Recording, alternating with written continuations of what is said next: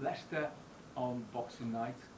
We know under the new manager they've had some good results and some bad ones, but they're capable at their best. And at this time of year, quite often there are shock results. Teams from the bottom beat the teams from the top.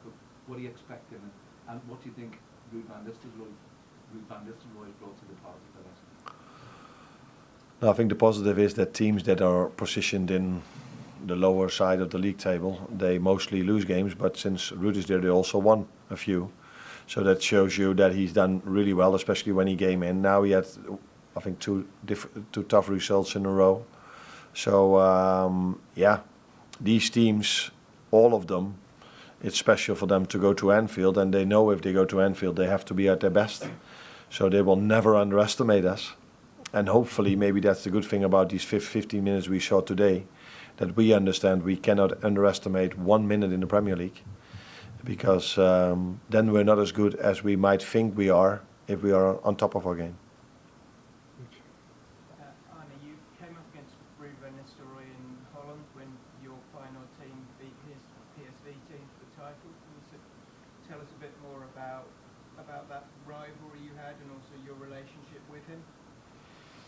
I was expecting you to tell the people over here that I lost once and draw once, but you made it positive saying that we won the league title, which was true, but Cody Gakpo was in his team, so I'm happy that he's in my team now when we face Ruud, because Cody, I think in both games he scored.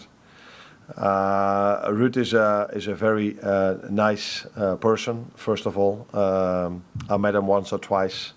And I think he did really well when he was at PSV, because PSV for the last 1.5 years, they've been on top of the league table. But if you look at the second half of Ruud's season, I think they didn't even lose anymore at all. So it wasn't a surprise that after he left and they bought so many players, because PSV started buying a few more players than they did when he was working there. Because when he was there, Cody Gakpo and Madueke were sold. But he still showed that he could compete for the title, and nice person, good manager, did well at United as well.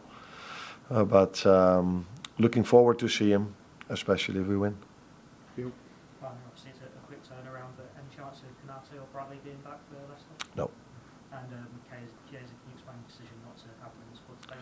Sick, ill, yeah. Unfortunately for him, because he had some minutes against Southampton, but unfortunately he was sick in the last 2 days and today as well, so we couldn't bring him to the game.